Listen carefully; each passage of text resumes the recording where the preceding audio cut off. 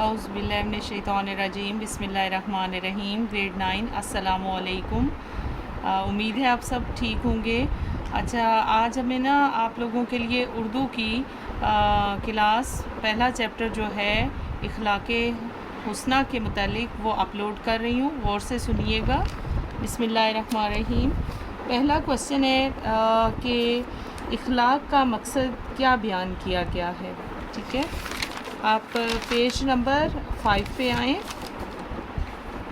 Page number 5 یہاں سے اخلاق کیا ہے؟ خلق کی جمع اخلاق، اور اخلاق کیا ہے کہ کسی کے ساتھ اچھا بولنا، اچھا برتاؤ ہے، آپ کے بات کرنے کا انداز اچھا ہو۔ ٹھیک ہے جی، مطلب میں اس کا میننگ آپ کو سمجھا رہی ہوں۔ اب پھر آپ اس کو یہاں سے ڈیفائن کریں گے کہ اخلاق سے مراد یا اخلاق کا مقصد باہم بندوں کے حقوق و فرائض کے وہ تعلقات ہیں جن کو ادا کرنا ہر انسان کے لیے مناسب بلکہ ضروری ہے۔ ٹھیک، بس اتنا ہی لکھنے تو کافی ہے۔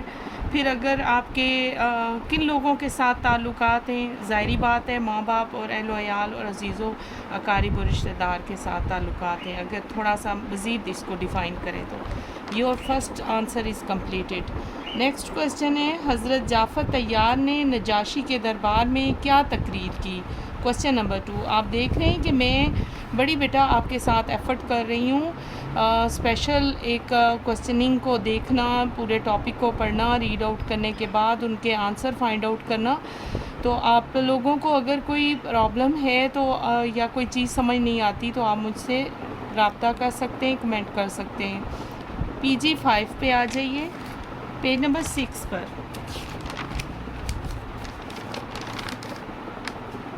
حضرت جعفر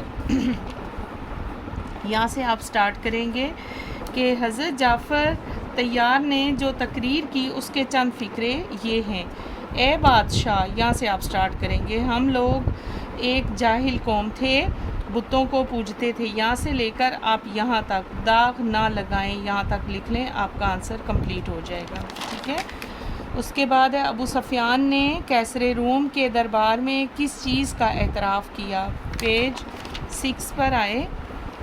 کیسر روم کے دربار میں ابو سفیان نے، جو ابھی تک کافر تھے، تو حضرت محمد صلی اللہ علیہ وآلہ وسلم کی اصلاحی دعوت کا جو مختصر خاکہ کھینچا، ان میں یہ تسلیم کیا وہ خدا کی توحید اور عبادت کے ساتھ لوگوں کو یہ سکھاتے ہیں کہ پاک دامنی اختیار کریں، سچ بولیں اور قرابت داروں کا حق ادا کریں۔ یہاں قرابت جسٹ لکھا ہوا ہے، آپ لکھ دیں قرابت دار۔ قرابت دار کون سے ہیں؟ قریبی لوگ، یعنی رشتہ دار جو ہے۔ ٹھیک ہے بیٹے، قرابت داروں کا حق ادا کریں۔ Your answer is completed. Okay, یہاں تک آپ لکھیے۔ اس کے بعد کوسچن نمبر 4، اللہ تعالیٰ کو اپنے بندوں میں سب سے پیارا کون ہے؟ تو اللہ تعالیٰ کو اپنے بندوں میں سب سے پیارا وہ ہے جس کا اخلاق اچھا ہو۔ یہ میں نے پورا چیپٹر جب پڑھا ہے تو مجھے اس چیز کا اندازہ ہوا ہے، اور آپ نے یہ آنسر بالکل ایسے ہی ایز اٹ از لکھنا ہے، اس کا الگ سے کوئی بھی نہیں۔ ڈیفینیٹلی جب آپ اس کو پڑھیں گے تو آپ کو سمجھ آ جائے گی کہ اللہ تعالیٰ کو اپنے بندوں میں سب سے پیارا وہ ہے جس کا اخلاق اچھا ہو۔ کوسچن نمبر 5 ہے کہ حضرت ابو ذر کے بھائی نے آپ کو نبی صلی اللہ علیہ وآلہ وسلم کے بارے میں کیا بتایا؟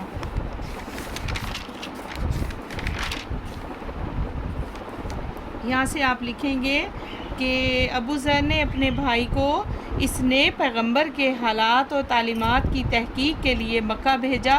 انہوں نے واپس آ کر اس کی نسبت اپنے بھائی کو جن الفاظ میں اطلاع دی وہ یہ تھے، ترجمہ ہے، میں نے اس کو دیکھا کہ وہ لوگوں کو اخلاق حسنہ کی تعلیم دیتا ہے، یعنی کہ اب وہ اس نے جا کے جو بتایا، جو صورتحال معلوم کی، تو اسے یہ پتہ چلا کہ میں نے دیکھا کہ وہ لوگوں کو اخلاق حسنہ کی تعلیم دیتا ہے۔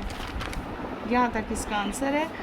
نبی پاک کوسچن نمبر نیکسٹ 6 ہے کہ نبی اکرم صلی اللہ علیہ وآلہ وسلم نے اپنی بعثت کا کیا مقصد بیان فرمایا ہے؟